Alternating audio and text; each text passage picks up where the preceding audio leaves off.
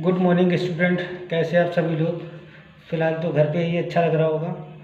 तो हम आपके लिए लेके लाए हैं, ठीक है, नया चैप्टर, वो है मशीन। ठीक है, तो मशीन के बारे में आपको जानकारी देना चाहूँगा। मशीन क्या होती है? मशीन एक ऐसी डिवाइस होती है, मशीन एक ऐसा यंत्र होता है जिसे कम प्रयास लगाकर कार्य किया जा सके, कम समय में तथा अधिक बोझ उठाने में अच्छी ढंग से किया जा सके, उसे कहते हैं मशीन। ठीक है, तो मशीन को दूसरा तरीका एक और है। जैसे मशीन एक ऐसी डिवाइस होती है, मशीन एक ऐसा यंत्र होता है जो उपलब्ध ऊर्जा को यांत्रिक ऊर्जा में बदलकर वांछित यांत्रिक कार्य की क्षमता रखता है। ठीक है, ये हमारा दूसरा रूप हो गया मशीन का। ठीक, अब मशीन के बारे में तो बता ही दिया। उसके बाद नेक्स्ट हमारी हेडिंग आती है, वो है हमारी सरल मशीन। तो सरल मशीन क्या होती है?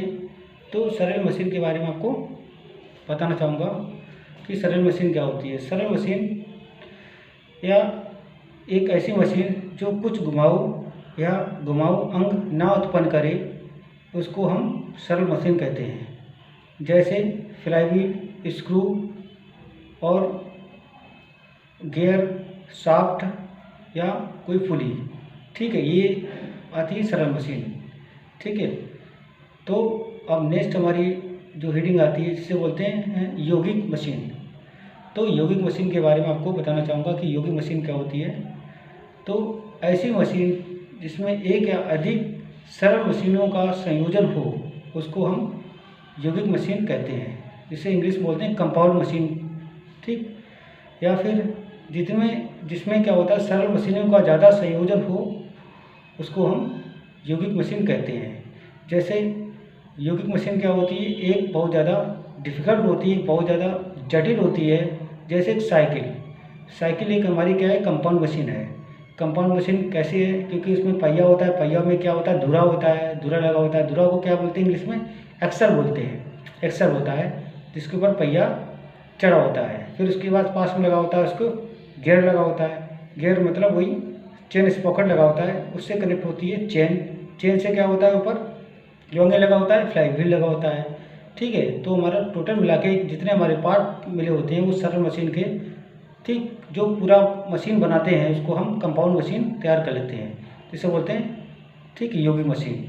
अब नेक्स्ट हमारी हेडिंग आती है, वो हमारी आती है जिसे बोलते हैं मैकेनिकल लाभ। मैकेनिकल लाभ क्या होता है? मैकेनिकल लाभ क्या आपके बारे में जानकारी देना चाहूँगा। मैकेनिकल क्या होता है, जिसे बोलते हैं इंग्लिश में मैकेनिकल एडवांटेज। ठीक है, तो मशीन द्वारा उठाए गए भार तथा मशीन द्वारा लगाए गए प्रयास। ठीक है, मशीन द्वारा उठाए गए भार तथा मशीन द्वारा लगाए गए प्रयास के अनुपात को हम यांत्रिक लाभ कहते हैं। ठीक है, जो मशीन द्वारा उठाए गए भार को हम W से डिनोट करते हैं, प्रदर्शित करते हैं, और मशीन द्वारा लगाए गए प्रयास को हम P से प्रदर्शित करते हैं। तो हमारा जो फार्मूला बनता है यांत्रिक लाभ बराबर क्या होता है, W/P। ठीक है, W क्या हो गया? W मशीन द्वारा उठाए गए भार, और P क्या होता है? मशीन द्वारा लगाया गया प्रयास। ठीक है, तो ये हमारे क्या हो जाएगा, तो जिसे मैकेनिकल एडवांटेज MA लिखा होता है, शॉर्टकट MA। ठीक है, तो मैकेनिकल एडवांटेज क्या हो गया, तो W/P। ठीक है, अब आते हैं नेक्स्ट, हमारा जो नेक्स्ट हेडिंग आती है जिसे बोलते हैं वेगानुपात। वेगानुपात क्या होता है? तो वेगानुपात के बारे में आपको जानकारी देना चाहूँगा। वेगानुपात क्या होती है? ठीक है, प्रयास द्वारा चली गई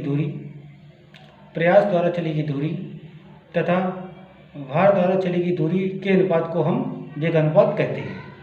ठीक है, तो प्रयास द्वारा चली गई दूरी को हम कैसे डिनोट करते हैं? Y से। ठीक है, और भार द्वारा चली गई दूरी को हम X से प्रदर्शित करते हैं। इसका फार्मूला बनता है हमारा वेगानुपात P बराबर क्या होता है, VR बराबर क्या होता है, वो होता है Y/X। ठीक है, तो हमारा इस हिसाब से नेक्स्ट हमारी हेडिंग आती है, वो होती है दत्त ऊर्जा। क्या होती है? मशीन की दत्त ऊर्जा। ठीक है, तो बोलते हैं, ठीक है, दत्त ऊर्जा मतलब input energy of A machine. Input energy of A machine. ठीक है, तो उसको हम input energy of A machine भी बोल सकते हैं इंग्लिश में। तो क्या होती है दत्त ऊर्जा, क्या होती है? तो ये भी एक मशीन पर किया गया कार्य होता है, मशीन पर किया गया कार्य। तो मशीन पर किया गया कार्य क्या होता है कि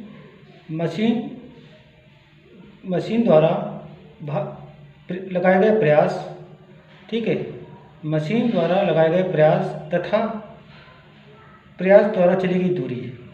ठीक है, मशीन द्वारा लगाए गए प्रयास या प्रयास द्वारा चली गई दूरी के गुणनफल को हम क्या बोलते हैं? दत्त ऊर्जा कहते हैं। ठीक है, input energy of A machine कहते हैं।